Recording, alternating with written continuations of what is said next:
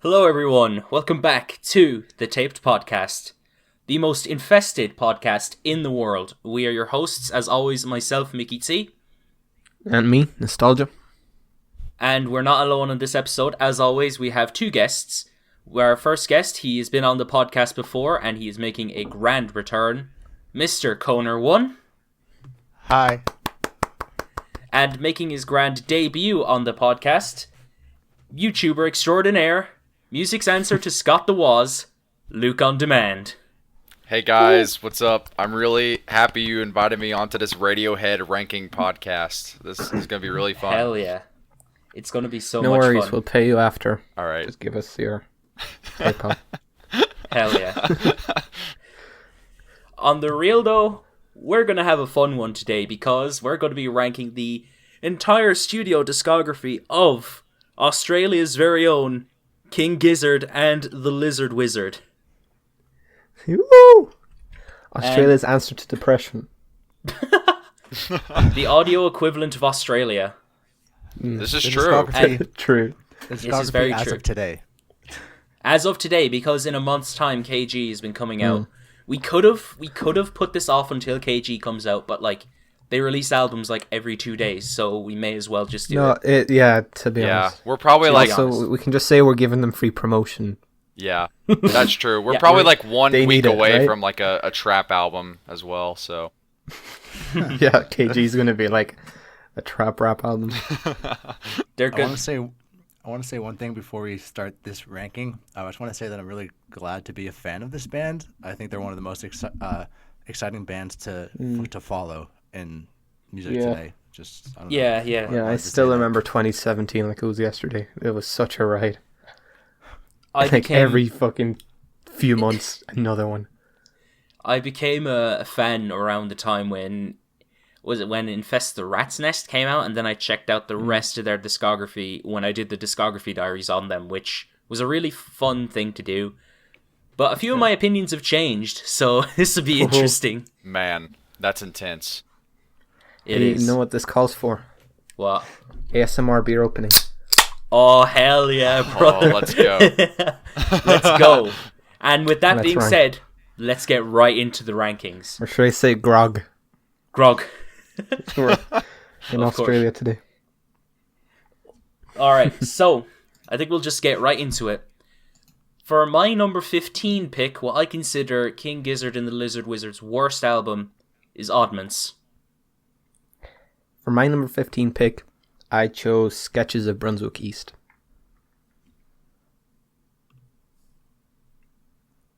I'll go ahead and start with a hot take. My personal least favorite King Gizzard and the Lizard Wizard album, and I'm gonna get a lot of crap for this, is Murder of the Universe. Oh my. Oh, Oh my I was goodness. hoping you wouldn't say Nonagon Infinity. I was like, Well, he's going to do it. Well, Here's the thing, number as long as it's not Nonagon Infinity, I'm happy. number Yeah. 15 for me is Nonagon Infinity. I'm just fine. kidding. Number 15 for me has to be Eyes Like the Sky. Whoa, I li- 4 nice. different picks. I like how diverse it is Yeah, this, already. I think this is going to be the most diverse ranking we've done so far. And we're not even like most of the way through it. So, Yeah, I can't imagine getting offended at any ranking. I can kind of understand every single. Yeah, this is true. Yeah, everyone has some good reasonings. Yeah. And to get right into Oddments, prior to listening to this, I didn't know that this was basically like a collection of B-sides and demos. Then I don't know, if you told me that they were, if prior to listening to this, I honestly would have believed you, because I mean, the songs on this album aren't bad. A lot of them just seem really straightforward, slow, groovy, psychedelic rock with questionable quality, but there's little about it that makes it memorable to me. The production is very lo-fi and rough around the edges, which I'm fine with, and, I like a lot of the sounds on this thing, but its high points are really good, but, I don't know. Ultimately, I don't really see myself going back to this one. It's not very standout in this band's discography in particular. It's just such a non-essential album from them that if you took out the band's catalogue, honestly, nothing would have changed. It's just there to me. At least some albums serve a purpose there and do kind of stand out in their own unique way. Oddments doesn't really do that for me. Yeah, I chose Sketches of Brunswick East, their collaboration with Mild High Club. And I definitely appreciate the idea and the direction they were going here. And I just feel like out of the many different concepts and ideas King Gizzard have taken a stab at over the years, the jazz rock style on Sketches of Brunswick East is probably the sound that they're least comfortable with, in my opinion. It's not to say it's a bad album, it just feels like this formula ends up being largely hit or miss, and a lot of the ideas seem very half-baked and just very modest. It doesn't sound like they're fully committed to the sound. It doesn't sound like, albums like Infest the Rat's Nest, where you hear it and you're like, wow, this has to be a thrash metal. This isn't a garage rock band, right? This is a thrash metal band. It does kind of sound like, a garage rock band's experimenting with some jazz ideas. And it's fine. It's a serviceable project. It's just, I can't imagine, putting any album below this. It just feels like the most half-baked effort. Okay, I'll get right into it. So, Murder the Universe is my least favorite, and I find this album to be extremely irritating, and pretty much a slog to get through. Most of the complaints I see regarding it have something to do with the spoken word, like text-to-speech usage near the end of the record. But personally, I'm fed up with the album before we even get to that, honestly, because the Altered Beast, Alter Me mantra that's repeated like over and over again for 20 minutes straight really bothers me. And then after that section, you get to that like very short interlude that's just the intro riff to like People Vultures, and then I just feel like I want to just go listen to Nonagon Infinity instead. So the album kind of starts off as a minor annoyance and just grows into something worse for me as it goes on.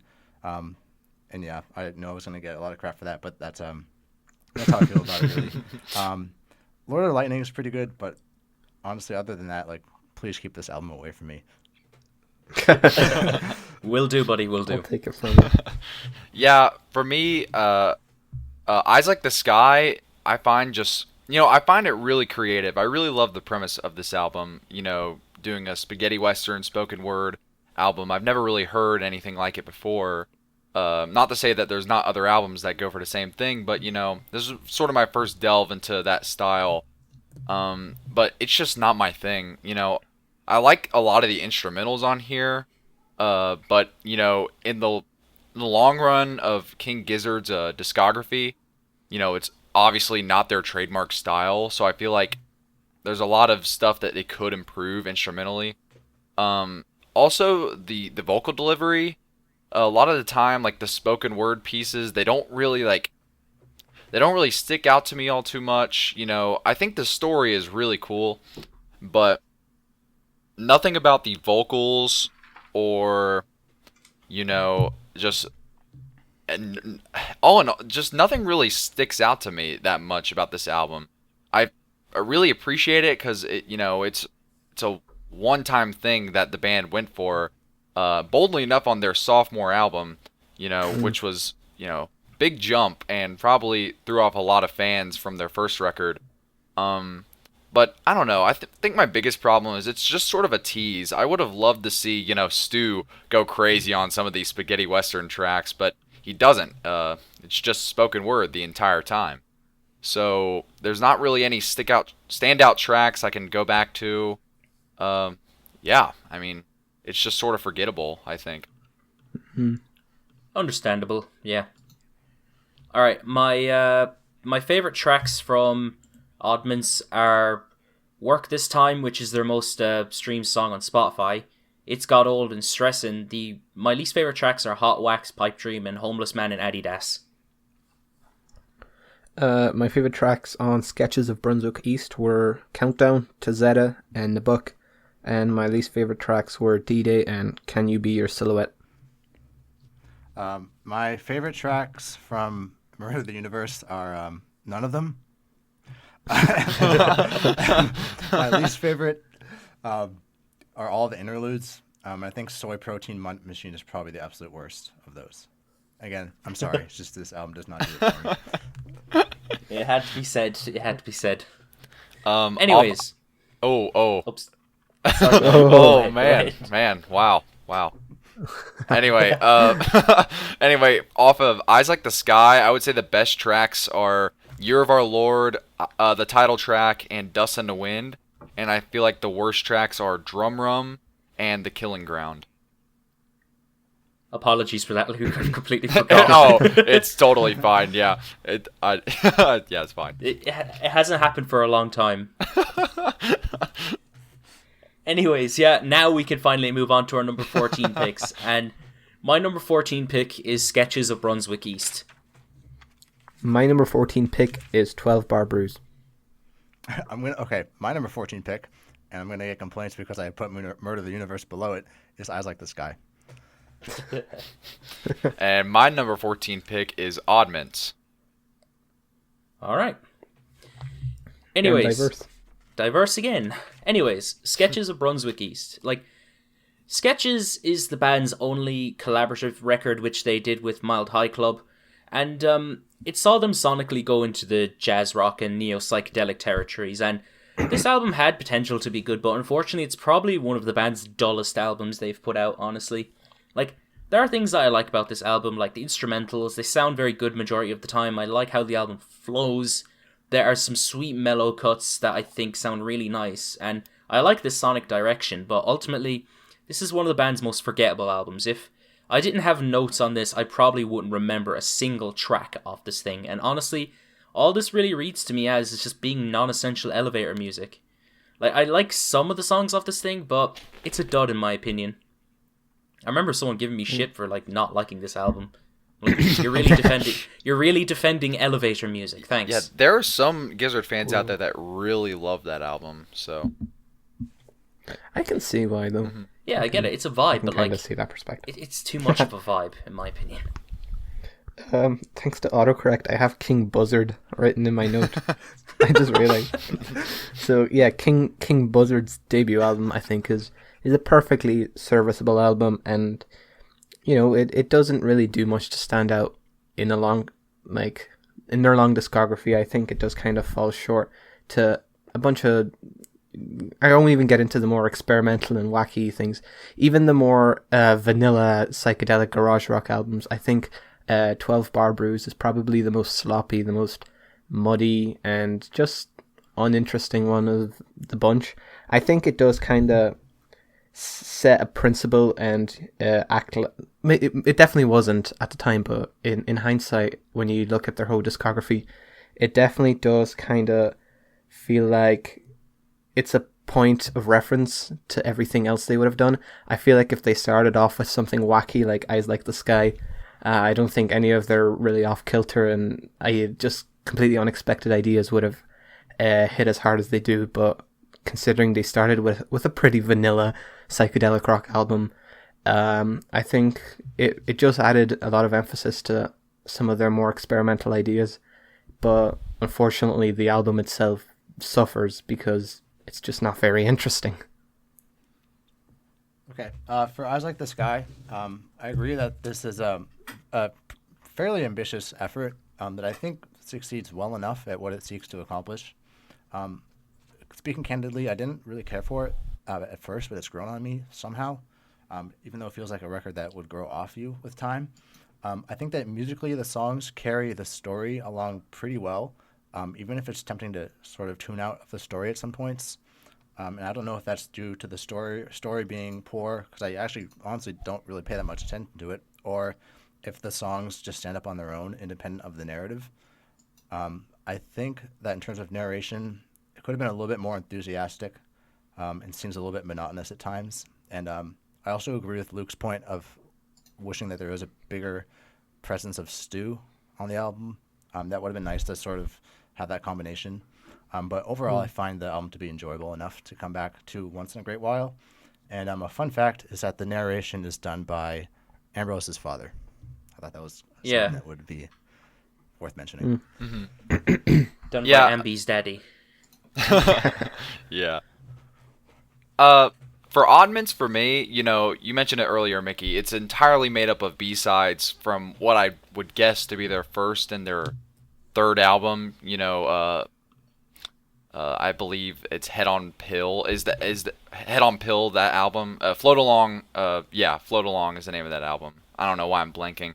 But I just feel like with the nature of the album, it's really just unfocused and all over the place. Like the flow from song to song is not really that well done, I believe. It ends up making most of the songs that I would usually like more sound really unfocused and underwhelming. With that being said, though, I really love the more like slow and hazy cuts on the project, and they really stand out. But I feel like at this point they were still trying to find their like distinctive sound that they wanted to go for in the future, which they would then find on their next album, I'm in Your Mind, Fuzz. But yeah, I just feel like this is more of a transitional record, and that's why it's at the 14th spot for me. All right. Best and worst tracks. My favorite tracks from Sketches of Brunswick East are The Spider and Me, Cranes, Planes, Migraines, Sketches of Brunswick East 2, Dusk to Dawn on Lygon Street, and Rolling Stoned. My least favorite tracks are Sketches of Brunswick East 1, D-Day, and Tizetta. How could you do this, Mickey? I'm so sorry. I'm so sorry. It had to be said, dude. Had to be said. My mom hates Tizetta too, so I guess that's fine. Fuck yeah, dude. Let's go. That's based. No, what's really based is saying Tizetta is the best song on the album, so... Because it is. My favorite tracks on 12 Bar Brews were Elbow, Muckracker, Oh, I Called Mum. And my least favorite tracks was 12 Bar Brews. My favorite track on Eyes Like the Sky is the opening track. I think it does a really great job of sort of introducing the concept in a big way. And my least favorite is Guns and Horses. I would say the best tracks on Oddments are Stressin', It's Got Old, Work This Time, Crying, and I'd say the worst track is probably Sleepwalker to me. Alright. Moving on to our number 13 picks. I chose Eyes Like the Sky. My number 13 pick was... There goes the diversity, Eyes Like the Sky. For my number 13 spot, I put 12 Bar Brews. My number 13 was Sketches of Brunswick East. Here, could you go first, Michal? Alright, sure. 1 second. Yeah, sophomore album. As someone said, this is their sophomore album, and what a fucking bold move for a sophomore album to completely throw away the very garage rock sound of their debut in favor of just one of the most bizarre combinations ever that somehow kind of work. I think the spaghetti western overall soundscape is done well. I just don't know if in execution it's really rewarding enough or entertaining enough. I think that a lot of I would have liked if maybe Stu's vocals kind of contrasted some of the spoken word passages and there was more of a back and forward. I think that would have been an interesting idea. But there's just something that kind of makes this whole project feel underwhelming, even if it is interesting, because it certainly is interesting. I don't really feel like this is something I can listen to regularly. Alright, I'm back. I'll go next. Yeah, Eyes Like the Sky. The band's sophomore album is probably the last thing that you would have expected this band to do since their debut was just a noisy garage rock album. Why, you may ask? Because it's a spaghetti western spoken word concept album. Wait, oh no, my audio is fine, never mind. Yeah. I think, so yeah, this is ambitious, and like all of you said, I admire this. It's a plausible, like ambitious left turn for sure, but ultimately I don't see myself returning to this album a lot. I think that instrumentally everything sounds fine. I like a lot of Broderick Smith's narrations, but sometimes I feel like the spoken word is a bit much. It could sound a bit awkward over the instrumentals, and I start to lose interest in it after a bit. I think that it would have been cool if there was some dynamic between Broderick and Stu, but that didn't happen, unfortunately. And the Western aesthetic is certainly a really cool left turn, and it's definitely played well and orchestrated well, but I wouldn't really come back to this frequently, given that its concept and given its inconsistency, for me at least. Okay, my turn. So yeah, 12 Bar Brews. So every great band has to start somewhere, and King Gizzard started out lost in the sea of all the lo-fi garage rock bands of the early 2010s. I remember like living through this era where stuff like this was pretty much flooding the indie scene. So as a result, 12 Bar Brews doesn't come off as anything new or like a standout amongst the others from the period. But I don't think that's necessarily a bad thing. I didn't even know who these guys were back when this came out, of course, and I probably wouldn't have thought much of them back then, but I do have a bit more of an appreciation for this kind of sound now that it's not literally every single place that I look. It's really fun and simple, but it's not even really a taste of what's to come. But it's still decent. For me, Sketches of Brunswick East, the best way I can describe it, it is maybe the greatest background music ever created. It's just, I don't know. You'd think that like a jazz rock, jazz fusion record from this band would like sound amazing or even take some risk, but I feel like it doesn't. It's just really forgettable. And you know, for their first collab album, and especially with Mild High Club, which I usually enjoy most of Mild High Club's work, but I just feel like it's more of a Mild High Club record than a King Gizzard record, and it's not really a good Mild High Club record. It's just okay. It's really just Mild High Club light.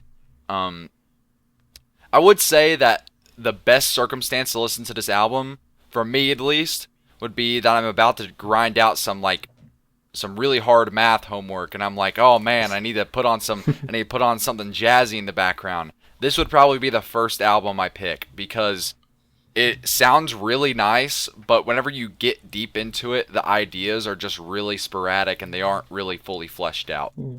So, yeah. Yeah, it's definitely an album it's better the less you focus on it. It's good background music when you just want to sit around and play Minecraft. This is true. Based. Anyways, my favorite tracks from Eyes Like the Sky are Drum Run, Evil Man, and Eyes Like the Sky.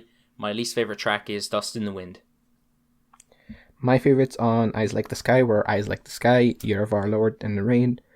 The Raid. My least favorite tracks were The Killing Ground and Dust in the Wind. My favorite tracks from 12 Bar Brews are Elbow, Muckraker, and Nine. And my least favorite is Sam Cherry's Last Shot. My favorite tracks from Sketches of Brunswick East are Countdown, Tazetta, The Spider and Me, and The Book. And the worst tracks to me are Cranes, Planes, Migraines, and Sketches of Brunswick East 1. Oh, Planes, Grains, and Migraines is the best of the album. Ah, it's Tazetta. No. Alright, moving on to our number 12 picks. I chose Murder of the Universe. I can already hear people crying. I chose Oddments. I also chose Oddments. And they were crying when I had it in last, and now they're rioting, Mickey. Oh, yeah. That's what I want. I love to cause the chaos. And I chose 12 Bar Brews. Alright. Same order. At first, I was dead set on considering Murder of the Universe as one of the band's better albums, but unfortunately, with more listens, I just grow really distant from this thing. Like, there's things that I like and respect this record for, like being one of King Gizzard's heaviest albums, having one of the band's most concise narrative-driven concepts, and having a really good highs, but the more I listen to it, the more monotonous it becomes, and it's all because of the spoken word. Like, I can already tell people who love this album are pissed off. Hear me out. I like the concept. I like that it stands out in their discography, and the narrative is cool. I just don't like listening to it all that much. I like how it ties on with Nonagon Infinity, though, so that's something. But besides that, I'll only go back to a select few tracks from this thing. It's not that casual of an album either. Yeah, I chose Oddments, and you know, I think it's a perfectly fine album, but when it comes to their full discography, it might very well be the least memorable one. It's just a typical King Gizzard album, very psychedelic rock, garage rock inspired. There's no real massive standouts, nothing that, rivals some of their better tracks, but there's also nothing really in terms of bad tracks or duds. It just kind of sits like at an awkward position in the discography because it is sandwiched right between Float Along and I'm in Your Mind Fuzz. So I guess it also doesn't really gain anything from that, but overall it's just not very interesting. I also had Oddments in the same spot. So to start, I guess I'll just reiterate the point that it feels a lot more like a random collection of tracks than an actual album, and that's really what the intention of it was. So I don't really ever feel like, I really want to listen to Oddments from front to back. I never think that. I only have a few of the songs saved from it. But I'd say that despite it not really having a vision, it's decent as a collection of tracks, and some of my favorite tracks from them up to this point are on here. The main thing I think is holding it back is the consistency, where I feel like the second half outweighs the first half pretty significantly. It's solid, but it feels inconsequential in the grand scope of their discography. So I feel bad putting it ahead of some of the actual studio albums, but yeah, it's good, just not special. Fair enough. Yeah, for 12 Bar Brews, being the band's first album, this to me just sounds like the musical equivalent of me walking up to my friends going, "Hey guys, let's make a band." And then this is what we make. I think it's really good, it's a really good first impression for a garage rock band, but I feel like it doesn't really have a distinct enough sound to make it unique and make it to where I want to return to it out of the entirety of this band's discography. I think it's a really good starting point as it sort of shows some of the more noisy stuff the band would continue on in the future. And, it definitely has personality, but I just feel like there's a lot of songs where you just get some generic garage rock tropes that you've heard from other bands before, and nothing really King Giz about this record stands out as being, their signature sound. So, for a first record, it's pretty good, but they definitely had better stuff down the line. Fair enough. My favorite tracks from Murder of the Universe are Altered Beast 1 and 3, The Lord of Lightning, The Balrog, and The Floating Fire. My least favorite tracks are, what I consider the worst King Gizzard song, Altered Beast 4, Vomit Coffin, Murder of the Universe, and all the spoken word interludes. My favorite tracks on Oddments were, I'm probably mispronouncing this, Aluda Majaka, Work This Time, and Sleepwalker. And my least favorite track was Crying. My favorite tracks on Oddments were Hot Wax, Crying, and Homeless Man and Adidas. And my least favorites were ABCD, and Pipe Dream. Apologies to Ryan Venus. The best tracks off of 12 Bar Brews were Elbow, Muckraker, and Cutthroat Boogie. And the worst tracks to me were the self-titled track and Sam Cherry's Last Shot. Alright. Moving on to our number 11 picks. I chose Quarters. I chose Fishing for Fishies. I chose Sketches for Brunswick East. Oh, I meant West. West. I'm probably going to get murdered from this, but for my 11th spot, I chose Flying Microtonal Banana. Whoa. Yeah, Whoa. I know. That's a hot take. I know, very hot take. That is spicy. People are not going to like that. I know. First we have Murder the Universe very low, but now Fly Microtonal Banana. Oh my god, this is going to be a fucking shit show. Oh my god. Two of you are like, phew. Okay. I can hear the angry mob outside of my door now. We're holding bananas. This is brutal. Anyways, yeah. Quarters. Quarters is one of the band's more interesting concepts, and since I last heard it, it's grown a bit on me, and I feel more invested in it. It's a grower for sure. And the album's concept is based on dividing the album up into 4 tracks with the same runtime time of 10 minutes and 10 seconds. And I feel like for the most part it works. Sonically, this album is very mellow and vibey, with more of an emphasis on the psychedelic sound of their music, and they often throw some jazz-inspired sounds into the mix as well. And I love a lot of the guitar work on this album. It's very good, and I love the progressions. I feel like where it loses me is in the second half of the record, as the first half is better to me and more consistent, whereas the second half is just a bit repetitive and a bit forgettable. Plus, the first 2 tracks are just incredible to me. They get the job done way better than the latter. But, hey, this isn't a bad record. I think it's good. It's a grower for me. Yeah, just as you said, I don't think Fishies for Fishies is a bad record at all. It just doesn't feel like one of the more significant records in their discography. I read somewhere that, according to Stu, the whole idea and concept behind this album was to start with pretty bare bones concepts for the tracks, and then later in the studio just keep expanding upon them and improvise these concepts into something that is pretty much unrecognizable from what the track was at first. And I think it's an interesting concept. It definitely makes for some fun ideas, and that probably explains, Luke said before recording, the whole like weird electronic off-kilter passage at the end of Acheron. But while it is a fun concept, it also does, I think, make for an album that is a bit disjointed. I think it meanders at times, and it just doesn't feel like it's one of their more essential, one of their more meticulous projects, and it does kind of suffer because of that. Okay, so Sketches of Brunswick East. I flip-flopped on this one a couple of times. I liked it the first time I heard it. Then I heard it again with Josh, and I was like, this is crap. And then I heard it again for prep for this, and I thought it was actually good. So I think I like it now. This album gets a lot of flack for being the weakest album that they put out in 2017. It's not, because Murder the Universe exists. But I do think that it borders on nondescript sometimes. But as a vibe, it's quite enjoyable. There's plenty of good songs on here. And the ones that I like on this album the most are some of my all-time favorite King Gizzard tracks. I think the series of title tracks helps the album flow pretty well, even if they're not that amazing on their own. And the shorter album length keeps it from dragging too much.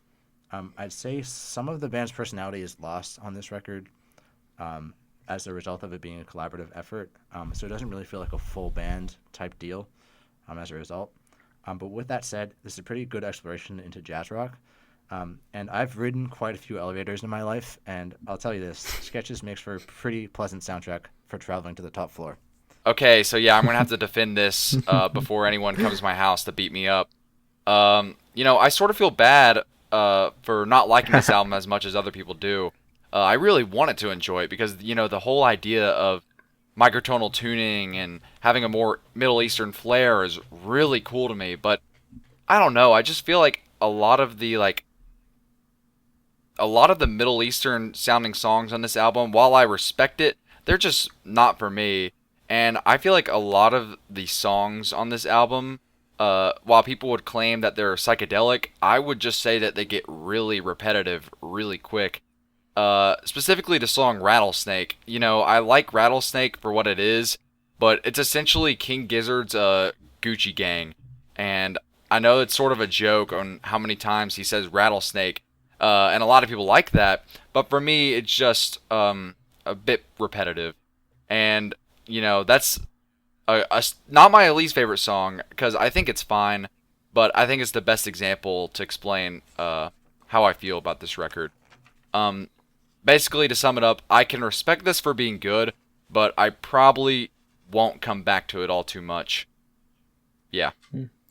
I mean, I'll disagree, but I'll respect it. Surprised by that opinion. I can kind of see where you're coming from, even if I disagree. That's kind of what I was on about. I can pretty much see every angle.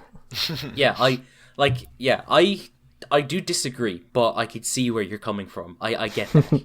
Yeah, I really wanted to love that album because everyone else does. But yeah, I just think it's good. Nothing but this is what opinions are for. You should have a talk with CO Jessie. She doesn't like it either. Oh, nice. Oh god. Anyways, my favorite tracks from Quarters are The River and Infinite Rise.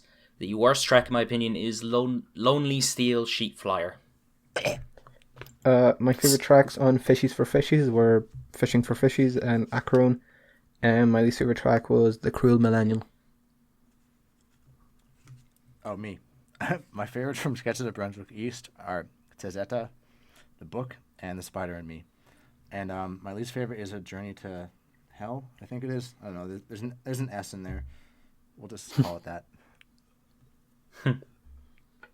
The best tracks off of Flying Microtonal Banana to me are Sleep Drifter, Billabong Valley, and Anoxia. Is that how you pronounce it? Anoxia? Yeah. I think I think so. so. Yeah. And then the worst track is Melting. All right, we're in the top 10 finally. Yeah.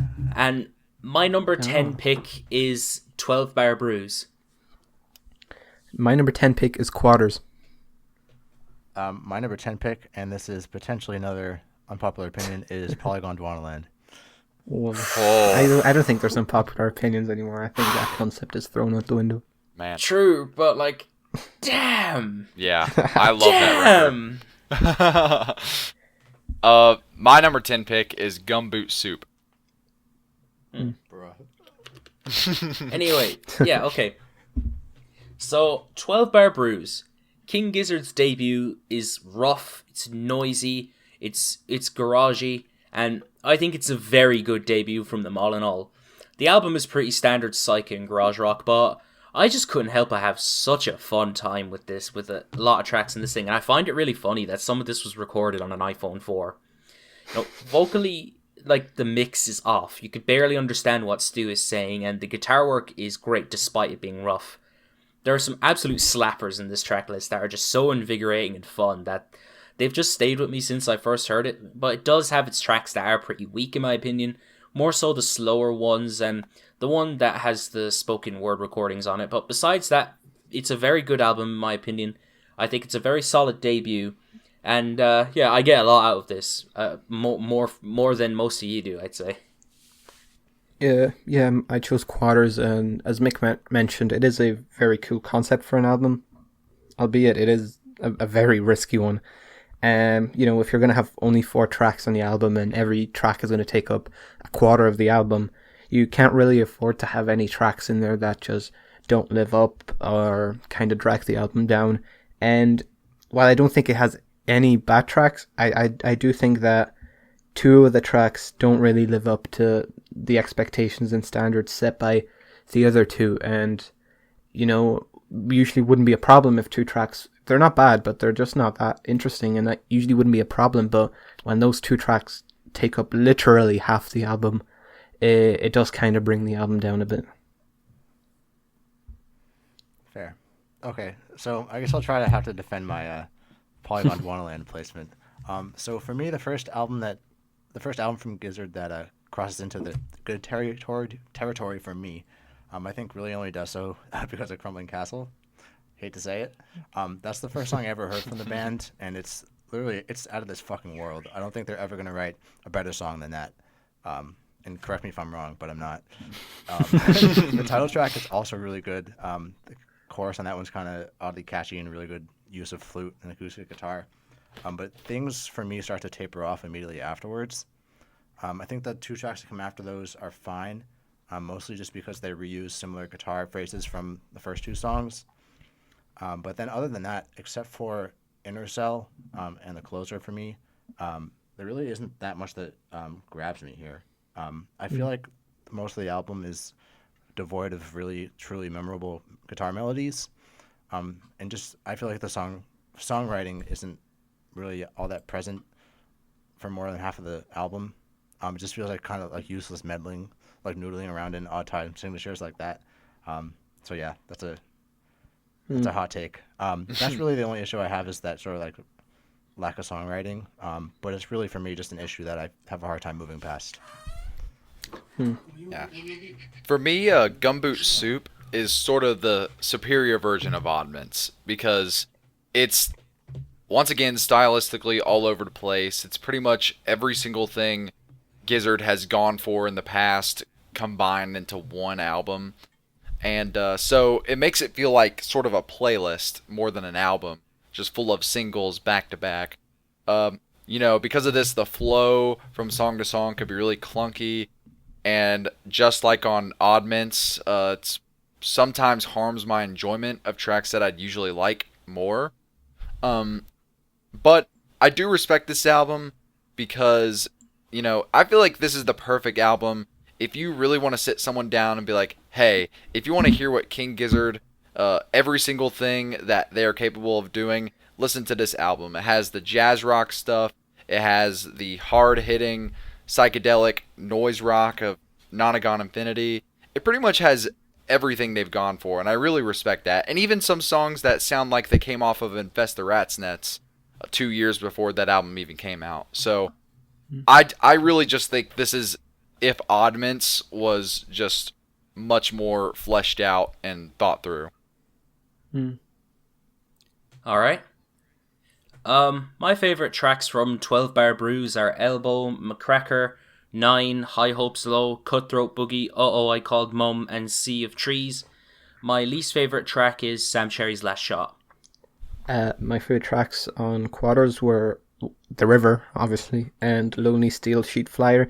I don't really have any least favorites. I do like the other two, just not nearly as much as the two I mentioned. My favorites from Polygon Wonderland are Crumbling Castle, of course, the title track, Inner Cell, the chorus on that song, the progression on that literally had me fucking ascending. And the fourth color. And my least favorite is Searching. The best tracks off Gumboot Soup, to me, were Beginner's Luck, Superposition, Down the Sink, The Last Oasis, and The Wheel. And the worst track was I'm Sleeping In. All right. Moving on to our number 9 picks, I chose Fishing for Fishies.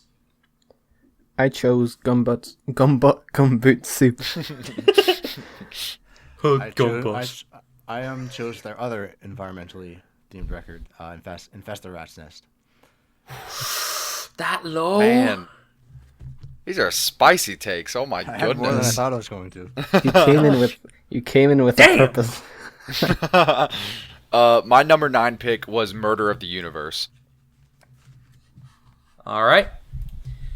So yeah, this was an absolute grower for me when I went back and listened to it, as I don't know, I just can't help but really love Fishing for Fishies for some reason. It's a fun psychedelic boogie rock album, and it has some brilliant writing on it. Yeah, this album sees the band take a lot of inspiration from boogie rock while also adding a lot of electronic emphasized moments too, which they toyed with on Polygon Dwanaland, and I didn't really appreciate it all that much on first listen. I liked the album, but I didn't fully engage with it. But with more listens, I just had such a fun time with this album. I love a lot of the production on this thing.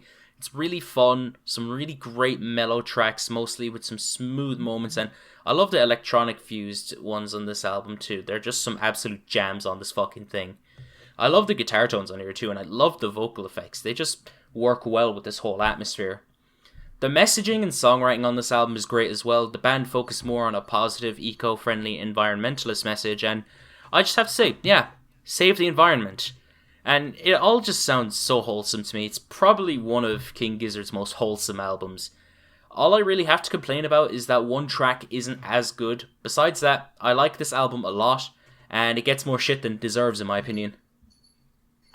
Yeah, I really like a lot of the material on Gumboot Soup, and I think the thing that really brings it down for me is the fact that this is kind of really a glorified compilation album of just tracks that they didn't feel would make it on any of the other albums they released that year. I think Stu said he still put a lot of effort into this, and it does show, even if it is just basically B-sides from the 4 albums released that year. And it's funny enough that it's not even the worst album they've released during that cycle. One of the main albums is worse than this. But anyways, I think the album suffers because of how maybe disjointed and just all over the place a lot of the ideas are, most of which are good. It's just when it comes to compiling all of them as an album, it doesn't really flow that well. There's just moments where it kind of, sours the experience when, one track is completely unlike the next and you can't really get a feel for the whole album. But overall, I mean, for what it is, it's definitely full of good tracks and I definitely enjoy it. Okay, so for Infest the Rat's Nest, I had a trip to New York last summer, and I found out that they were going to be playing in New York a couple days before I left. So, of course, I bought tickets. So I saw them when they were touring this album, and full disclosure, it fucking killed. It was incredible. And I'm glad that I was second row because if I was any farther back, I probably would not be here recording this podcast with you guys today. I've been subjected to a mosh pit twice, and I'm not about that shit. But we should talk about after we're done this round about the worst mosh pits we've ever experienced. Yeah, definitely. And then, call me crazy, but I prefer this to a lot of the other thrash metal albums that I've heard, even like the classic ones. I don't really know why, but just putting that out there in case any metalheads get mad. I wasn't sure I'd really like it based on what my friends were saying about it. A lot of them were complaining about production and stuff like that, but I think it's really good actually. Sure, the riffs here aren't really all that novel, but the songs still pack a punch. I think there's a portion in the album that isn't really all that noteworthy, but the album is exceptionally consistent otherwise. Production doesn't bother me at all, like it does for others. There's some misses here and there, but overall, this is a super fun metal album in my eyes. I just think could have used a little bit less finger tapping, a little bit too much of that. But other than that, it's good.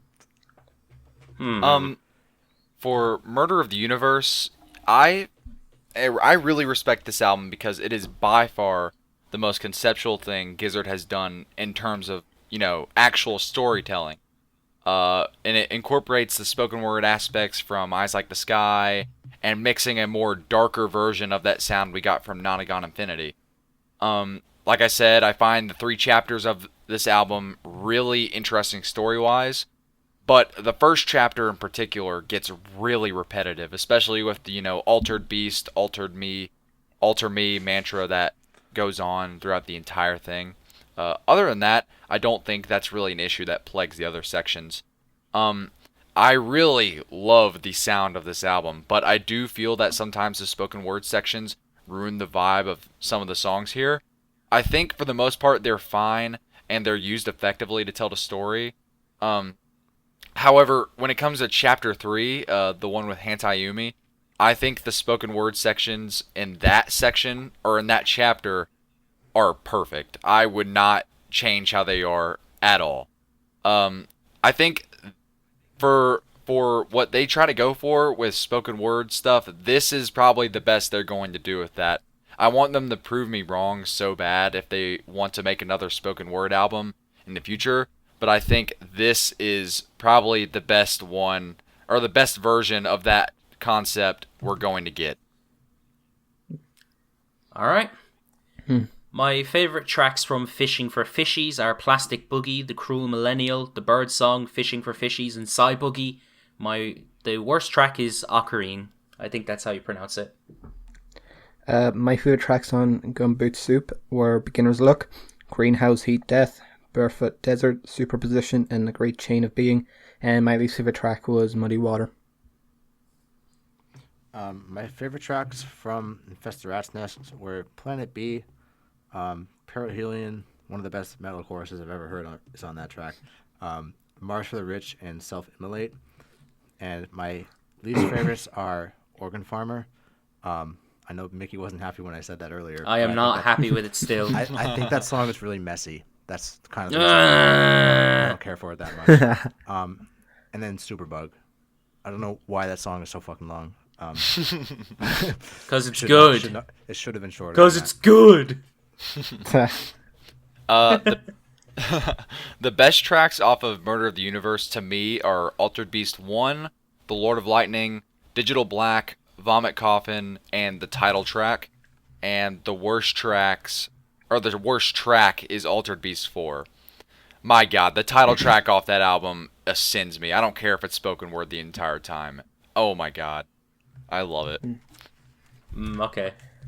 Wait, so, was King Giz the worst mosh pit, or was there anything worse? I don't know. I mean, it's not something I hate. The other mosh pit I was in was for Ween. They have like 1 or 2 metal songs. They have a couple on their discography, but they usually play them in succession in concert. but sometimes people are really just inconsiderate. That's why I don't like them. Yeah, that's mine. The first and only thing that comes to mind is Slow Thigh. You could have sworn I was at a fucking G.G. Allen concert or some shit. It got to the point where I think the people in the mosh pit cared less about the mosh pit and more about how many people they can kick and push. And it, like, there was people fucking, like, I think like 4 girls had to get, like, lifted out because they fucking were suffocating. It was really bad. I had front row seats, but I was getting fucking, me and my girlfriend were getting so squished against the barrier that we just went, fuck it, we're going up to the balcony. I'm not even playing up with this. That was easily the worst. You know what? You could have it worse. You could have been punched in the back of the face for a mosh pit. I've been kicked in the head in both of them. No, not fun. This happened when I was like, I was punched in the back of the head. I think I was 14. I went to one of those like shitty teen discos with a few friends, and this one fucking retard just starting up on all of us and my friends, and just out of nowhere just punches everyone in the back of the head in succession. Like we were planning on ganging up on him as well, just to like fucking just get back at him. But we were like, nah, just don't bother. We'll get kicked out by the bouncers. It's the Blue Album kids versus the Pinkerton kids. Yeah, people in mosh pits can't seem to recognize when somebody clearly doesn't want to be a part of it. Yeah. Yes. I haven't been in like that crazy of a mosh pit, but I remember, I don't go to many concerts, but I remember I went to a Brockhampton concert and it was great. But I was in the middle of a mosh pit for, I believe it was 1997 Diana, and oh my god, I got the biggest bruise on my thigh. I don't know how the hell I got hit down there, but I think I had that bruise for about a month, and I could barely walk. It was bad, my. and I still to this day have no clue how anyone was able to like hit me that low. I mean, it was a pretty packed room, so maybe I just wasn't paying attention, but yeah, it was pretty bad. Was it? Yeah. Was that bruise 12 bars? In conclusion, mosh pit bad. Or Anyway, good. it depends if you're not being suffocated or being fucking injured. Obviously. Yeah. So let's move on to our number 8 picks, and I chose "Float Along, Fill Your Lungs." I chose Paper Mache Dream Balloon. For number 8, Mickey stole my take. I also. You know, that's funny because number 8 for me is actually Float Along, Fill Your Lungs as well. Should I just go first then and then? Yeah, you Yeah, go sure. first. You go first. Yeah. Yeah, Paper Mache is a very fun, very breezy and just lighthearted album. Not when it comes to some of the lyrical themes, but definitely when it comes to the sound. And, you know, from a band whose biggest strength, whatever sound they were attempting, their biggest strength has always been just kick-ass, just head-banging tunes. They do very well on a more subdued, more just slow-burning album, and overall it is like a very memorable album for that reason. I do think it suffers, like, I didn't mention it for some of the previous ones, but I think a lot of King Gizzard albums tend to be quite front-heavy, and, you know, a lot of the best tracks I can think of, the best King Gizzard tracks usually appear as some of the opening tracks on an album. And I think this is the case here. I think it does kind of, I don't know, it just feels a bit less interesting, less exciting, a bit more tedious when it comes to the end. Not to say it's bad, it just, I feel like the whole sound gets a bit tired. But overall, it's a really fun album to listen to, really enjoyable, and yeah, I'm a fan. Right, so I'll speed run through my section. So yeah, after Eyes Like the Sky, the band would just go ahead and make a psychedelic rock album, which is pretty up their alley, because, you know, Float Along works most of the time, and it's genuinely one of the band's most interesting albums from start to finish for me. Like, their approach to psychedelic rock isn't the most unique in any way, but it's done in a way that makes it definitively King Gizzard, and it's such an amazing album, and such an amazing vibe. Every time I listen to this album, I can't help but love it even more, and even the tracks that I wasn't crazy about as first, like, grew on me. Like, the opening track is 16 minutes of pure psychedelic bliss, and it doesn't leave me bored or anything. The rest of the album I would argue is just as brilliant. It's a bit rough in some aspects, like 12 Bar Brews, but I enjoy it either way. Just an absolute vibe for me. So yeah, that's it. Okay. So yeah, Float Along is really where things start to pick up in terms of consistency and quality for the band. It's a huge step up from Eyes Like the Sky. The Haze has turned up to like 11 on this album. And yeah, Head on Pill is a mind melter of a track. And it has a fairly simple structure, but it absolutely never gets old. It's full throttle from start to finish. And I think it's the best song that they wrote up until that point. The rest of the album naturally isn't as crazy, but there are no bad tracks. Songs like God Is Calling Me Back Home and Pop My Step are great pieces of psych rock / pop. Even the lesser tracks like I Am Not a Man Unless I Have a Woman are enjoyable. Although the gimmick on that track is a little bit problematic. Meanwhile, the title track ends things on a really high note. I love the feeling on that track. The sitar is a great touch. But yeah, overall, this album is the first signs of greatness for King Gizzard. And it's an important milestone in their discography as well. It's really good. Yeah, I don't really have much else to say. You guys pretty much said exactly what I would say about this album. I guess the only thing I have to say is Head on Pill. Fucks. Hard. So yeah. It do be like that. Yeah, that's the only thing I have to say. That's their best song according to Rate Your Music. Oh damn. Yeah. I mean, I don't blame right? him. It's an amazing song. There was a Crumbling Castle single, but it got deleted, so Oh, no more.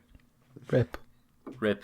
Anyways, Float Along, Fill Your Lungs. My favorite tracks are Head on Pill, God Is Calling Me Back Home, Float Along, Fill Your Lungs, and I Am Not a Man Unless I Have a Woman. The worst track is Mystery Jack. My favorite tracks are, of course, Head on Pill, Pop in My Step, the title track, and this wasn't a favorite, but it became my favorite after I saw the Chunky Shrapnel concert. I'm blanking on the name of the song. It's the one that's led by Ambrose. Let Me Mend the Past. It's a really cute song. I like that one. Yeah, that And one. my least Yeah, favorite- that one is really Yeah. good. That one's really good live when he's like dancing in the crowd. And my least favorite is Mystery Jack. I think the best tracks are Head on Pill, obviously, God Is Calling Me Back Home, 30 Past 7, and the title track. And I don't have it written down, but Let Me Mend the Past as well is another standout. And the worst track, again, is Mystery Jack. And on Paper Mache Dream Balloon, my favorite tracks were Sense, Dirt, and the title track, and my least favorite, probably Cold Cadaver. In summary, fuck Jack. He sucks. All right. Moving on to our number 7 picks. I chose Paper Mache Dream Balloon. I chose Murder of the Universe. I chose, and this is where the 8 out of 10 start, I chose Quarters. This is where the 8 out of 10 start for me as well. I chose Fishing for Fishies. All right. So yeah, Paper Mache Dream Balloon is the album that saw the band take a gander at psychedelic folk and a psychedelic pop album, and honestly, it's one of the band's most upbeat and wholesome albums. I'd say it is the most wholesome in terms of its sonic approach. I have to say, the guys pull off going all acoustic so well, and they manage to create some really bright and soothing folk cuts, and at the same time make it so fresh and so vibrant. Like, I love how the record flows. It's consistently good front to back with little in the way of a dud, in my opinion. I like the vocals. I like how, even though the vibe was sweet, the songwriting was pretty melancholic and at times just really dark. Like, most notably on NGRI and Bones. I don't have much in the way of any gripe with this album. I just think it's another interesting sonic detour for the band, and it works well in their favor. And I wish they did more stuff like this, in album format going forward. And yeah, I think all in all, it's just a wholesome album, man. It's just really good, dude. Also, I love how on the vinyl like credits for this album, I like how it just says Eric did nothing on it. Also, a moment of silence for Eric. Yeah. There we go. Okay, so my Yeah, pick that's good. was It's good. Murder of the Universe. And this album, if I was to rank the King Gizzard albums before revisiting them, I genuinely would have probably had this last. It's just grown on me so much. I remember when this came out in 2017, I didn't really care for it at all. I even thought that Sketches was better than this, but revisiting it, it hits hard for me. I don't know. I just find it so exciting. I love the different story arcs, and I think a lot of them are executed really well. The storytelling is engaging. The instrumentation kicks ass. I think I only really have 2 issues with the album, and the first, like a lot of King Gizzard albums, it does seem, again, a bit front heavy. I think the last story arc is, in my opinion, the least interesting. And second of all, I think the interludes and the spoken word passages are a bit much, and I think they kind of bloat the album a little bit, because, this is the band that made Nonagon Infinity. I don't think they would have any issue kind of connecting these tracks together without the use of interludes and these spoken word parts. I think that the album could have been a bit more refined in that sense, but for what it is, I just think it kicks ass. Okay, I commend you for giving that album multiple chances, because that's something I could not do. Yeah. So Quarters. This one is pretty divisive among fans. And I'd start with saying that I'm in agreement with those who think the concept of 4 10-minute songs isn't executed perfectly. But come the fuck on. The River. The River is on here. Masterpiece of jazz rock jamming. A goddamn vibe. I don't think it's better than Crumbling Castle, but it's my favorite song by them. I've probably heard it like over 100 fucking times. The KEXP version is incredible. The middle section is much faster, and it's really fun. I'm getting giddy just thinking about it. But as for the rest of the album, it makes it pretty obvious that that song was the one that was written first, and likely the whole inspiration for the album's concept, because others clearly don't have 10 full minutes of ideas in them. So like instead of progressing a lot, I feel like they move through 2 or 3 passages that repeat once or twice, and then they're over. The 2 middle tracks are the ones that are guilty of this the most. I prefer Infinite Rise just because the tempo is a bit faster and it doesn't really feel quite as long as God is in the Rhythm. The closer is great, though. I love the vocal lines and the guitar melodies. It really makes me feel like I'm drifting leisurely through the clouds. My placement of the album might be inflated a bit by The River, but I really don't care. That song is incredible. Yeah. For Fishing for Fishies, I love that title, but I can never say it right. Fishing for Fishies, the band decided to go for boogie rock, and I think by doing that, they not only successfully went after a new genre that they really haven't tackled in the past, but I would say they arguably made their most accessible album by a long shot. There are a few songs in the middle that don't really stand out much, and I feel like they're pretty bland and uninspired, but for the most part, I think this record is super quirky, playful, and that tone really radiates from almost every track. And it even gets a little synth pop inspired, on the last 2 tracks. And I really loved that angle that they took. Also, the environmentalist themes I really liked.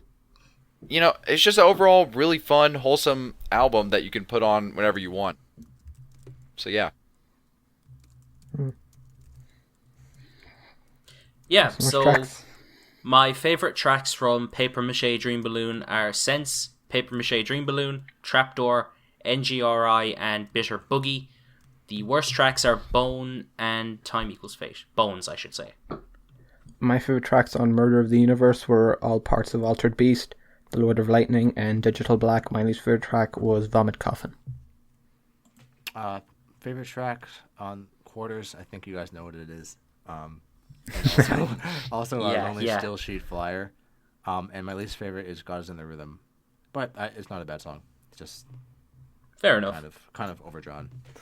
The best tracks on Fishing for Fishies are the title track, Bird Song. Oh my god, I love Bird Song so much. It's so good. The string section in that song is so well done as well. This Thing and Psy Boogie. And the worst track is The Cruel Millennial. All right. Moving on to our number 6 picks, I chose Polygon Dwanaland. I chose Float Along, Fill Your Lungs. I chose Fishing for Fishies. I chose Quarters. Diversity is back. Hell yes. So yeah, Can Polygon I go Dwanaland- first? Because I need to go pee. Yeah, go on. I drank too much beer. Yeah, I think out of their more subdued and less, experimental albums, I think that Float Along, Fill Your Lungs, perfect. They're more psychedelic, kind of off-kilter, groovy style, and the opening track is one of the best things, if not the best thing they've ever made. Maybe not my favorite. I have another track that I, maybe for nostalgic reasons, prefer. But, Head on Pill is a fucking masterpiece. I think there's no way around that. And while the rest of the album definitely doesn't live up to that track, it does still deliver plenty of highlights. Even if none hit as hard as the first track, there's still moments like... I'll get to them later, but there's still great moments that I think make this whole album worthwhile, and definitely don't bring down the first track. I think while they don't live up to it, they don't straight up bring it down. All right. So yeah, I'll be back in a sec. You can go for your piss now. Thanks, sir. Anyways, yeah, my number 6 pick was Polygon Dwanaland, and Polygon Dwanaland, I love saying that name, sees the band go full prog for this album, and it's a somewhat slow burner, but it's an absolute show for me. The instrumentals on this album sound brilliant. The detail in the instrumentals are really interesting. The synths become a lot more prevalent here too, and they work well with the atmospheric soundscapes they create, and the guitar work and bass work is just so slick. Oh boy. Like, it also sounds really clean, but despite that, it manages to stay interesting and stay good. Its grooves and atmospheres are so great, and even the songs that are lengthy are, like, transcendental. Crumbling Castle is amazing. It's tied for my favorite King Gizzard song. Every track flows into each other so well, essentially making it one long song, which was something that King Giz have done extremely well, especially on Nonagon Infinity. But I feel like Polygon Dwanaland is just as good for its transitional and moments and its structure. I feel like the greatness of the opening track is hard to outshine, and the others don't do that. But that's the only complaint I have. I think that it's just a great album overall. Oh, me. Sorry. Yes, Okay. you. Yes. Fishing for Fishies has a bit of a soft spot for me. As I was talking about before this started, this is the first album that I was there for the release of as a fan. And the title track that being released in the dead of winter where I am, I know it was summer in Australia, but that was an absolute fucking godsend. I'd never been looking forward to summer more than I was when I heard that song. Super cute. Fantano's on crack for calling it the worst song on the album. The album as a whole is, of course, a much friendlier reminder to care about the environment than Rat's Nest was. I appreciate that it doesn't take itself too seriously at times, like on tracks like Psy Boogie or Plastic Boogie. I'm not really a big fan of Plastic Boogie. I think it's not as rowdy as it wants to be because of the production. But when I saw them live, they performed that song with a similar energy to like the thrash metal on Infest the Rat's Nest, and that was incredible.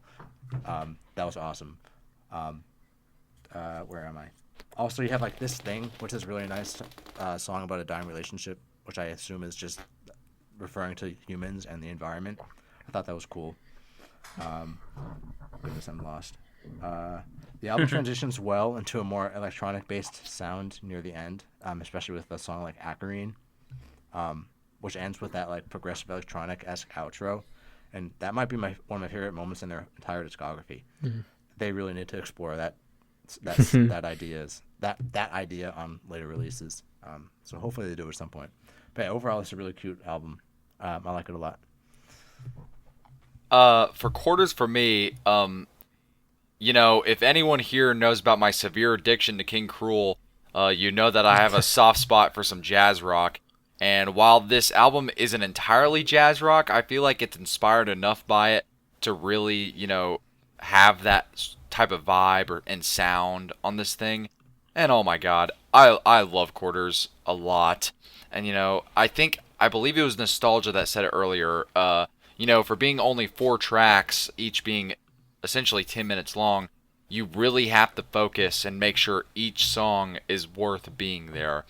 And Koner already went on about the river, but I'll go on about God is in the Rhythm, which I think is just as good as River, in my opinion.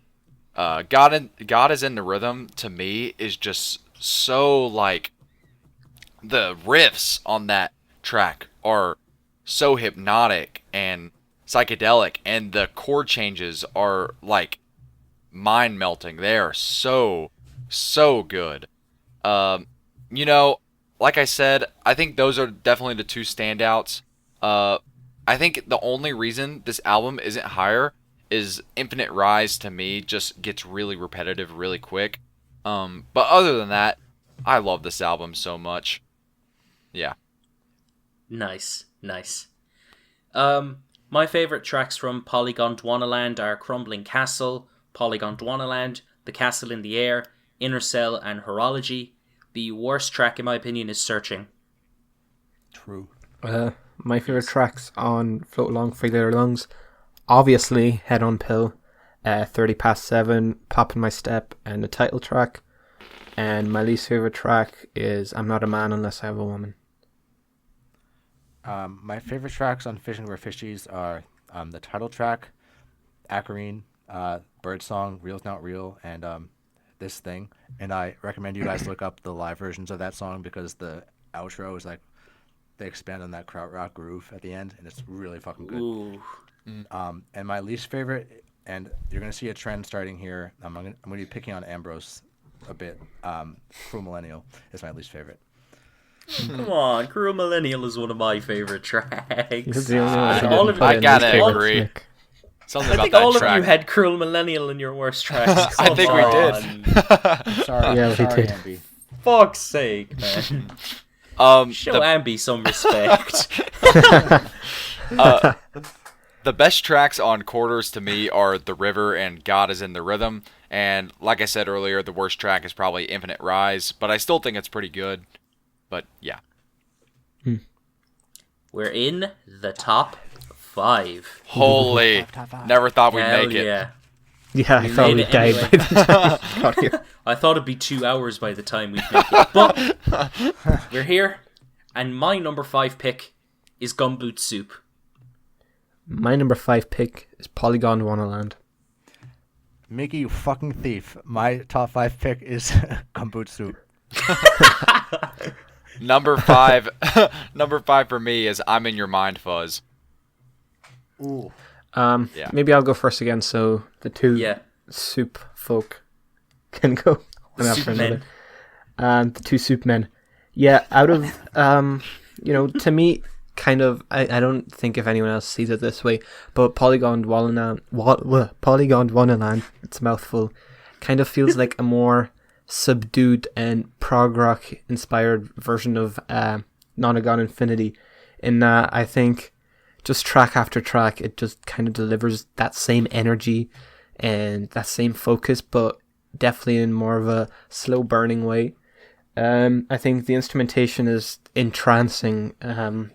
Connor already mentioned Crumbling Castle. That track is out of this world, but just throughout it has this very, very mature and kind of thought out and kind of more what's the word?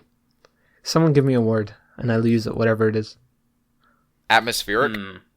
Atmospheric, sure. That's not what I was thinking, but I'll use that because it applies too.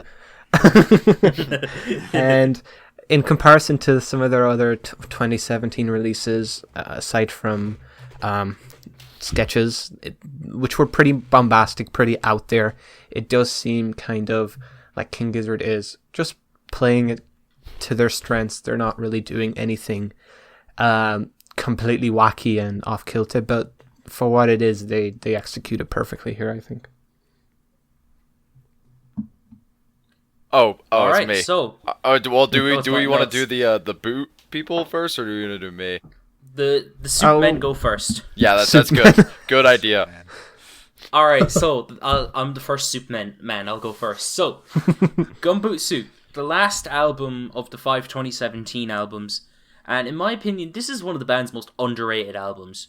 Sure, this may not be as cohesive or stylistically consistent as a lot of the other albums in their discography, but that's probably why I like it. It doesn't seem to really set itself apart by doing something outside of the box, but rather just feels like a nice collection of various tracks, much like what Oddments was trying to be. This album covers a lot of ground in the neo-psychedelic rock territories, but there's also some jazz rock and borderline metal thrown into the mix too, but the tracks that stood out to me the most were the psychedelic tracks because they sound amazing for what they are, with the production that just sounds, it sounds so crisp. The immaculate psychedelia and the synths are great, and of course the lads just don't let the quality up. It's just really good. They add such a soothing atmosphere. The heavier tracks on this thing are absolute jams. The vocals are sinister, the riffs are deep and gritty, and I like how, this is basically foreshadowing what they're going to be doing on Infest the Rat's Nest 2 years later. I don't know, I just have such a great time with this thing, and the last 4 tracks run on this album is perfect. No questions asked. It's some top tier shit from King Gizzard, and I'll give it to the other Soup man. Okay. I'm soup number 2. My soup has gone cold, but so my soup is still fucking warm, baby. Only a band as great as the Giz could randomly release an album on the last day of the year that's a collection of random tracks and have it be one of their best albums. I like to play a game with this album. Where could this song have ended up with the tracks on here? And I'll be honest with you, that game is not very easy. Songs like The Wheel and Last Oasis could have maybe fit on sketches of Brunswick East, but for the rest of them, I don't really have an answer. As a spiritual successor to Oddments, Gumboot is the leagues better. They're stronger songs and it's more consistent. And you can look at that phrase, this album is fantastic, and you can look at it hard. You're not going to find a single cap in that sentence. No cap. That was a really bad joke. That was a terrible joke. Anyways, I put this album off for a while, but it really didn't take me long to love it. I'm just really awestruck at how impressive it is, considering it's not really designed to be treated as an album. And when Nostalgia and Luke had it a little bit lower down on their list, and they mentioned consistency, or maybe being kind of disjointed, for me, I feel like because it's so damn consistent, I personally forget that they're thrown together. It's just it's like they don't flow, but they do, in a way. It's very, very weird. And then finally, it's like a gorgeous mess. Yeah, it's soup. That's whoa. But I never. That's probably is that on purpose? Did they plan ahead? Because that's fucking smart. It literally is a soup. It definitely is. It definitely is on purpose. The album cover has references to a couple of the songs on the album, so I think that might be intentional. Whoa.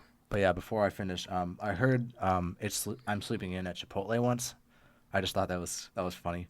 Just want to give that personal anecdote because I usually do fall asleep after eating that food. Oh my, that's fun. All right. So my number 5 pick, I'm in Your Mind, Fuzz. To me, this sounds like Nonagon Infinity Light, but if you know how much I like Nonagon Infinity, that is actually a good thing. This album, for their 5th album, it returns with a more psychedelic, energetic, and fantastical soundscape, but it's way more refined and consistent, and it's just so fun all the way through. The first 4-track run is really great. I'm a huge fan of it.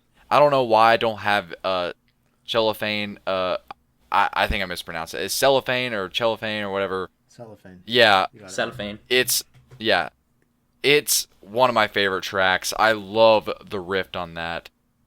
And just Am I in Heaven? Oh my gosh, I ascend every time I hear that song.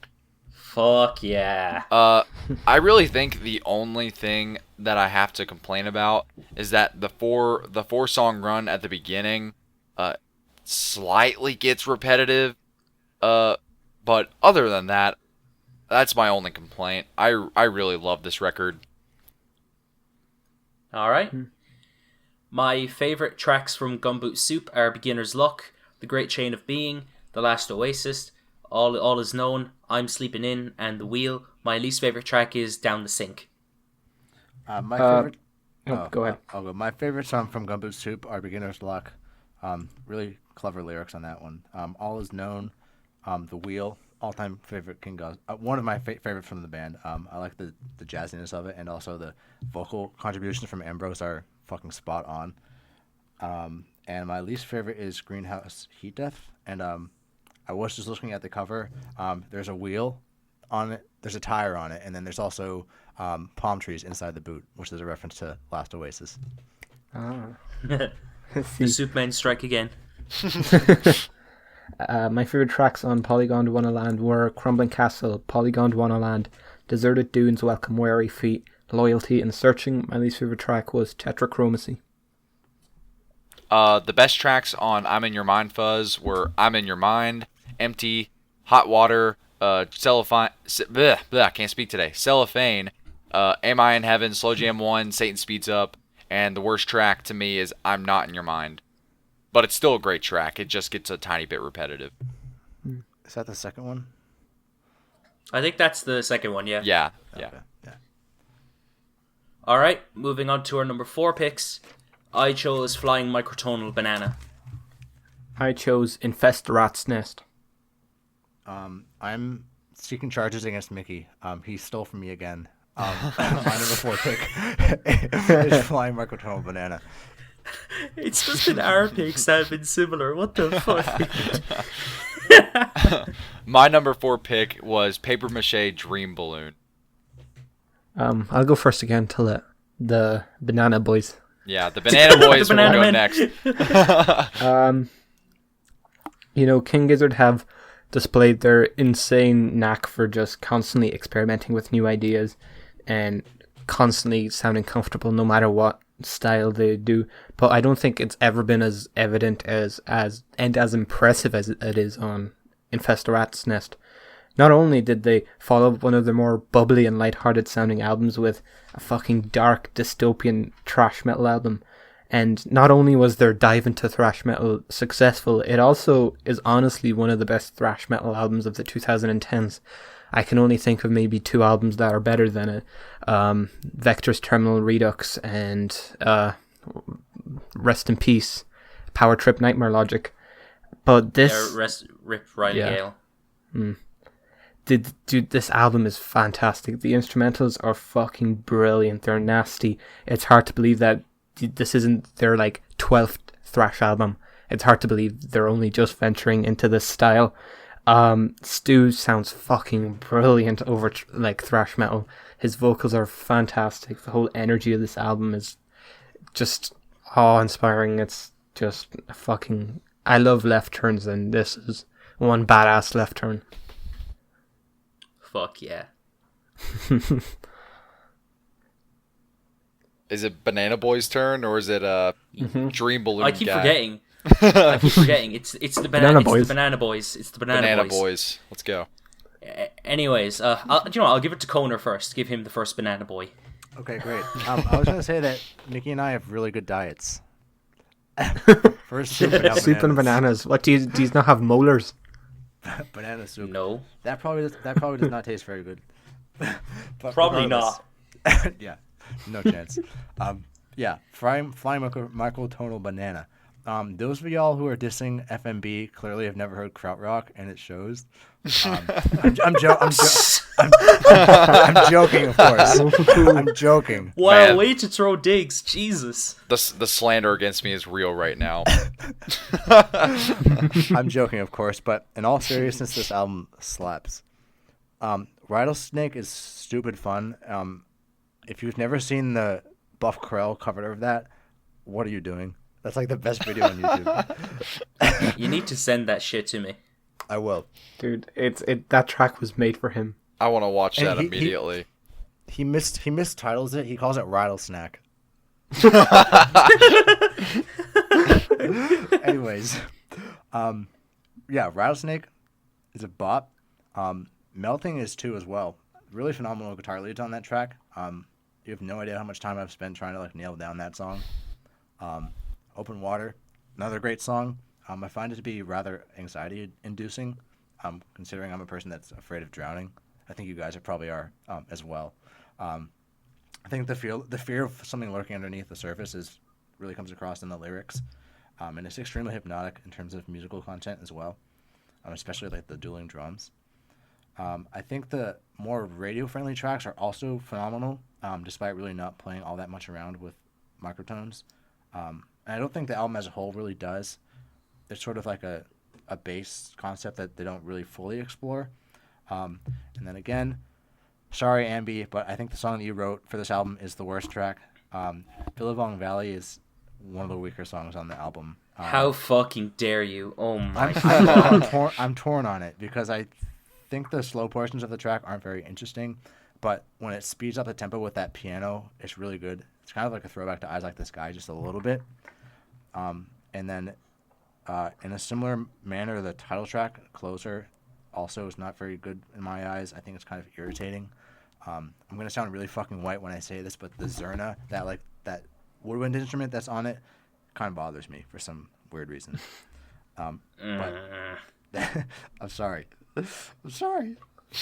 And then you've got Doom City. I literally cannot get that Doom City, that like hook out of my head. It just gets stuck. Yeah, overall this album is fantastic. It's a unique psych rock record that could have taken the M a bit further, but it's killer as it is. Justice for Ambi. I'm not done yet. Oh, fuck.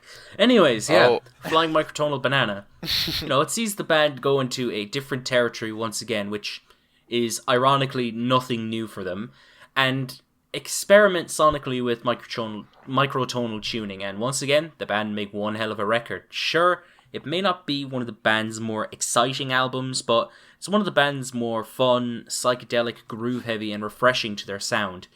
It also feels progressive too, with some of the lengthier tracks, and it tends to lead to some repetitive grooves at moments. Does that bother me though? No. Rattlesnake is a banger. End of. The guitar work on this thing, of course, is really good. I love a lot of the bass work on this thing too, and the Middle Eastern flair is pretty great. I guess my main complaints are that some tracks aren't as good as the highs on this thing, and this experiment with microtonal tuning isn't really the most fleshed out, but I don't know, it's good. Besides that, it's a fun album from the boys once again, and there's some fucking brilliant tracks on this thing, and which I will get to shortly. Now on to the Paperboy. Yeah, the Paperboy. Here we go. This album is so much fun to listen to. It has such a playful and dreamy atmosphere throughout the entire thing that I just can't help but not listen to. I can tell the band had as much fun making this album as it is for me to jam out to, because the production on this album is just so much more defined and clear compared to their last works, and it really just sticks out to me. Songs like Since, most of what I like, and I think Cold Cadaver, have that type of free spirit that is throughout the entire album with an airy, groovy vibe that, I just can't help but give into. Even on songs like Trapdoor, which is my favorite off the album, like easily, when the group goes for a more dark tone, like the fun energy is still there. And, that just makes this album so, like, invigorating. I don't know if that's the right word, but I'm going to say it. I feel like this album is sort of the odd man out in the discography, because they really haven't gone for an acoustic sound like this again. But I'm fine with that. If this album is as damn good as it is, I'm fine with this being the only one. Yeah. All right. You go first, Nostalgia. Oh, all right. My favorite tracks on Infestarat. Yeah, I forgot what I picked. My favorite tracks on Infestarat's Nest were Planet B, Organ Farmer, Venusian 1, Perihelion, and Self-Immolate. My least favorite track was Mars for the Rich. Dude, why? Wow. No! I had to pick one. That hurts. Fuck's sake, man. That hurts me. Mars for the Rich. I can't believe this. Oh, fuck me, dude. Connor, you go. He's a poor boy. He's a poor boy. He just doesn't get it.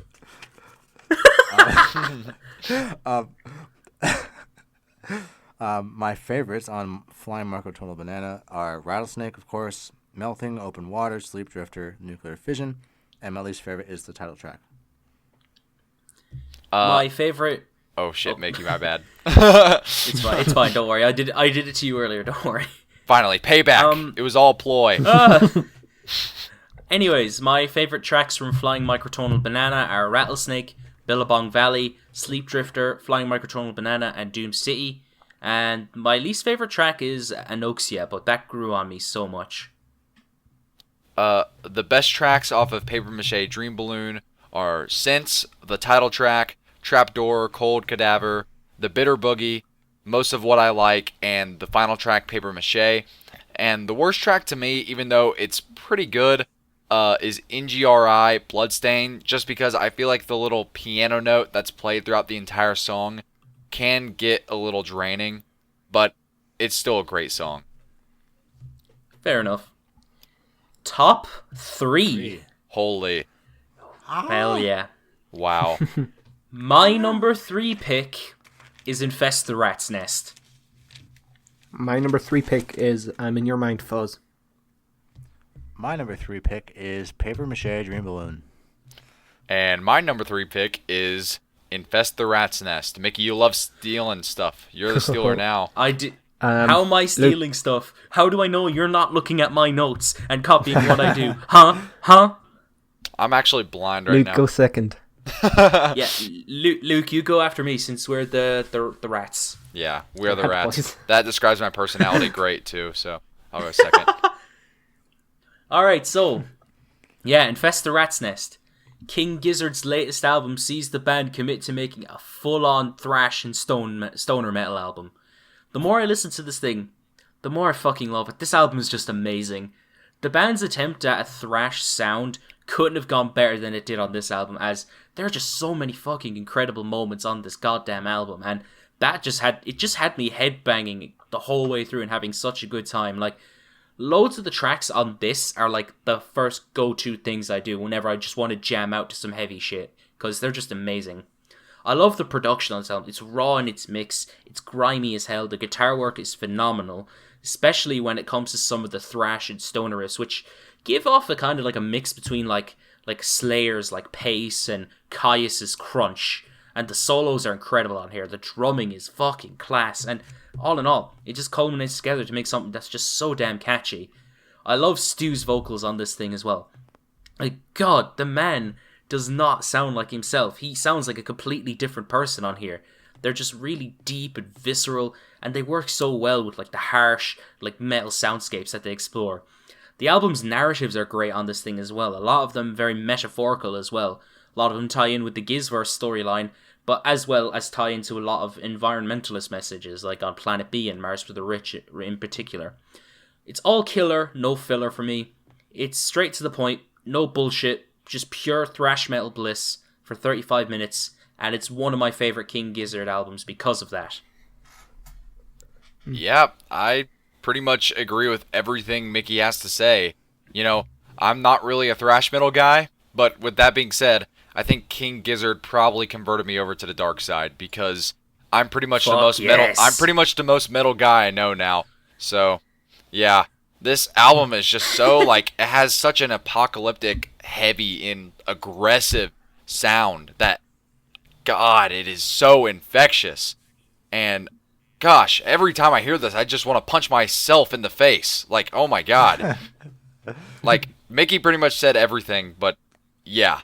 Oh my God, this album's so good. Fuck yeah. Hell yeah. Whose turn is it next? Is it mine? Did you go nostalgia already? Did I go? No. No, I didn't. Oh. I'm so used to starting that I thought I went. I didn't even go. Dude, the Rat Boys were first. The Rat Boys are always first. Rat Boy priorities. Fuck yeah. Yeah, In Your Mind, Fuzz is just such a fucking kick-ass album. I don't think any King Gizzard album kicks as much ass. I mean, the thrash metal one's a bit of a cheat, but I don't think any garage rock King Gizzard album kicks as much ass as this one. It showcases a lot of what I love about the band, especially at their most just energetic and raw, and just most garage rocky. It doesn't really have any play with any concepts or anything. It's just track after track of just absolute banger. The instrumentation is really dense. It's cryptic. It almost feels like a winding maze of texture and craziness. And lyrically, it plays along well with this. And I think that Stu's very noisy and energetic vocals just completely fade into the instrumentation perfectly. Everything here just comes together seamlessly. It's just such a chaotic but calculated album, and I absolutely love it.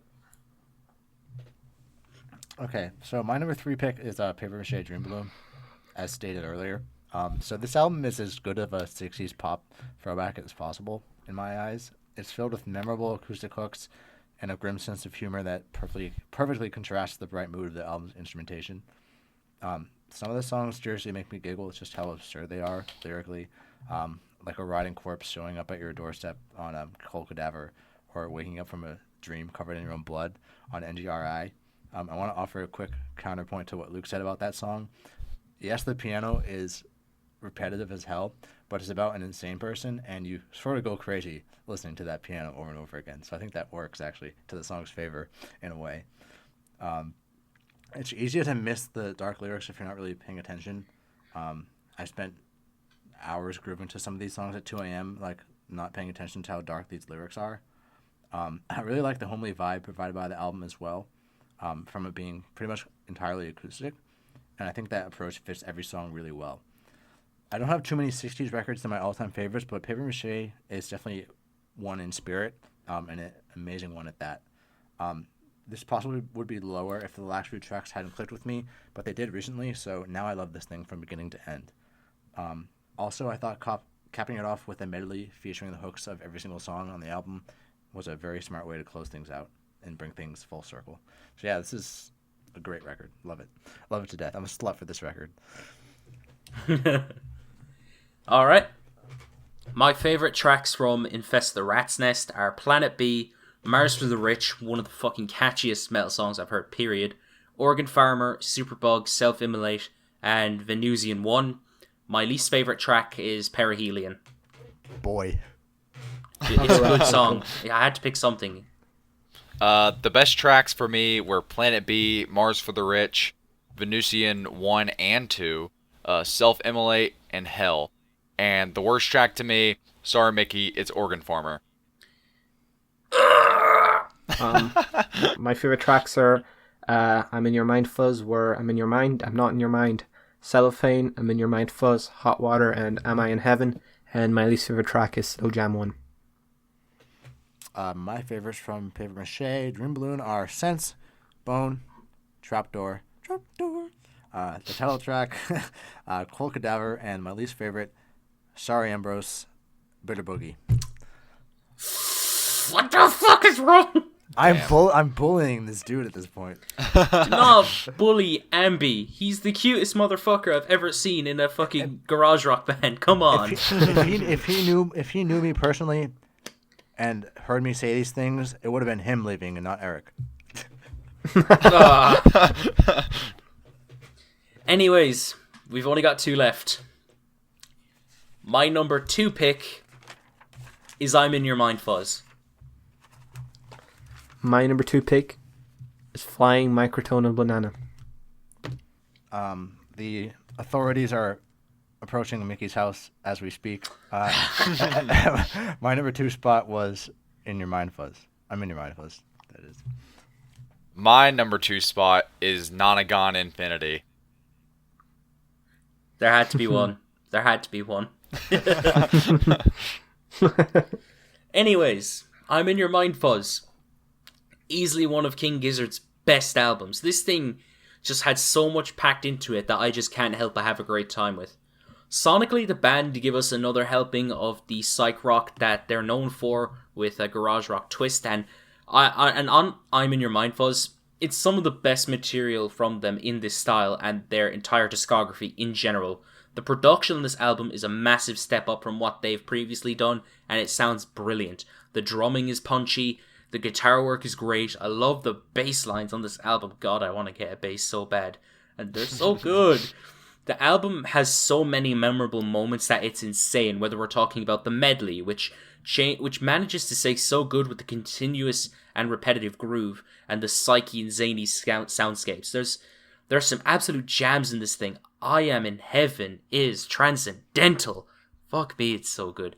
And the album varies itself up with, slow jams. Literally. That just sounds so immaculate and psychedelic. Plus, I love the songwriting on this album too, especially on Empty. This record, still, I have the vinyl for this, and it sounds amazing too. And all in all, this is one of my favorite King Gizzard and Lizard Wizard albums. I'll go, I guess, because I had the same one. Mickey, you're gonna sound fuzzy just like the album for the rest of this podcast. Fuck's sake, man. I don't know where to start with this one. Mind Fuzz is a hell of a ride. One of the most adrenaline pumping albums I've ever heard. It's pretty close to a 10 for me, and it's not even their best album. I look at this album in two parts. First is what I like to call the Fuzz Suite, which is the 4 tracks at the beginning, and then the rest of the album is sort of chilled out with a couple bops in the middle tossed in. I think the first 4 tracks really worked well together, and it's very electrifying. My sister's boyfriend told me once that was the song that he heard and convinced him that he's going to love King Gizzard, and I know why, because that song is awesome.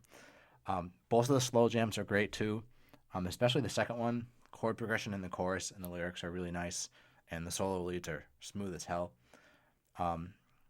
The second one, the song doesn't feel a second too long. Love is also a theme that I saw pop up on Empty, which is kind of like a soulful cut in a way. I like the rising build up to the guitar solo. That's great songwriting there. I also commend the album for how well it balances intensity. It flows insanely well. So yeah, overall, this is one of the best rock albums of the 2010s and my personal second favorite.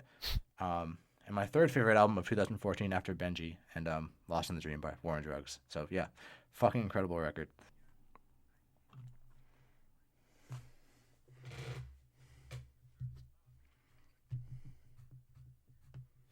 Yeah, I chose Flying Microtonal Banana. And, if a certain, oh god, I hit the mic, everything's done, the world's over. If a certain album didn't exist, this would just be a shoo-in for number 1 for me. I think out of their 2017 albums, this one is easily the best. I think just how off-kilter and experimental this album is can oftentimes be overshadowed by some of their more obviously experimental albums like Infest the Rat's Nest. But, for a band that's usually known for very psychedelic garage rock, hard riffs, all that jazz, incorporating microtonal tuning into their sound and an overall Eastern atmosphere can definitely seem like something that can completely end up like a disaster.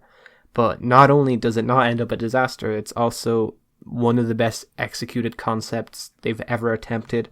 I think the sound and direction completely suits their sound, and they just do this effortlessly. And I like how a lot of the tracks just don't really take itself that seriously, and especially the opening track, and it definitely adds to the enjoyment of this album. And overall, it's just they're completely comfortable. So I guess I had to be that one guy that just didn't say Nonagon Infinity idea, and turns out perfectly. But I think the best way to describe this album, how I felt about it, was my official review on Album of the Year, where I just said, "Yeah, that fucked," because that fucked. That's pretty much all I have to say. But I will go on to say this album is just phenomenal in its execution, on its idea of these 9 songs that just go right into one another, not really having a stop to it. It is done near perfectly. I am astounded every time I hear the loop from Road Train into Robot Stop. It is insane to me. I really feel like, in terms of execution, this is probably their best album. but the number one spot is just a bit more special to me, I guess. So that's all I have to say. I feel like you guys will better explain Nonagon Infinity. I really think the only way I can explain it is that it fucks. That's the best way I can explain it. And I mean, that's fine. That's perfect. So It gets infinite. yeah, I'm not gonna say it. I'll keep it PG. of course. Anyways, my favorite tracks from I'm in Your Mind Fuzz are the medley, Slow Jams 1 and 2, Am I in Heaven, and Satan Speeds Up. My least favorite track is Empty. My favorite. You go first. My favorites from I'm in Your Mind Fuzz are pretty much everything. Particularly the opener, Hot Water, and Am I in Heaven, which is a banger. I heard that song live, and like it pretty much like incinerated my underwear from underneath my pants. it was that incredible. And my least favorite is Satan Speeds Up. Sorry, Mickey. My favorite tracks on Flying Microtonal Banana were Melting, Open Water, Sleep Drifter, fucking kick-ass track, Nuclear Fusion, and a bit of a silly pick, but it's my personal favorite King Gizzard song, Rattlesnake. And my least favorite track was Flying Microtonal Banana. My favorite songs off Nonagon Infinity were Robot Stop, Gamma Knife, People Vultures, and Invisible Face. And I mean, if I guess I had to pick a worst track, I'd just say Road Train. But yeah. So yeah, number one, Holy. Nonagon Infinity.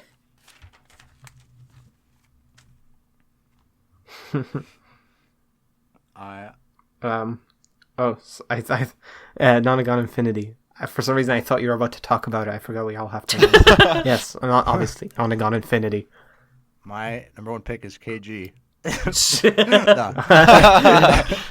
He's transcended. He's already heard the leak. No, it's not a leak. Stu just sent it to him. Of course. It's Nonagon Infinity, and I'm glad that Luke appreciated my joke. Yeah, your joke's amazing. Yeah, and I guess I'm the odd man out. My number one best album for King Gizzard. It is so close to a 10. Polygon Wonderland. I respect it. I fucking respect it. I respect it. Yeah. Do you want to go first, Luke, actually, since we're all the Nonagon nerds? Yeah, I guess. I'm the one man out. God. The Infinity Boys. Yeah, the best way I can explain this album is this is King Gizzard at its most proggy, atmospheric, and hypnotic, I would say. And even subtly electronic throughout the whole album. I think it has the electronic arpeggios throughout the entire thing. I feel like King Gizzard is at its most proggy, atmospheric, and hypnotic on this album, and subtly electronic too. You know, there's those electronic arpeggios that go throughout the entire album. Keep going. And like you guys said, it's really a slow burn, but oh my god, I honestly cannot describe why I like this album so much, but it's just oh my god, I transcend every single time I listen to this album. Like, actually, I think pretty much every song on this album is a 10 or close to a 10. Like, actually, it is some phenomenal stuff. Crumbling Castle is one of the best songs the band has made, period. The same goes for many of the other tracks here. Deserted Dunes, Welcome Weary Feet, Loyalty, Horology, The Fourth Color. The other songs are 9s, but they're so close to a 10. The riffs on this album are so, they stand out to me so much. I could go on all day, but oh my god. I didn't think an album would pass Nonagon Infinity, and then I listened to this, and my mind was blown.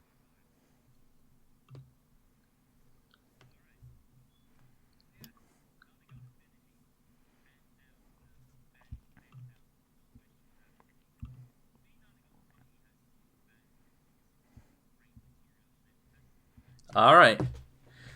So yeah, Nonagon Infinity.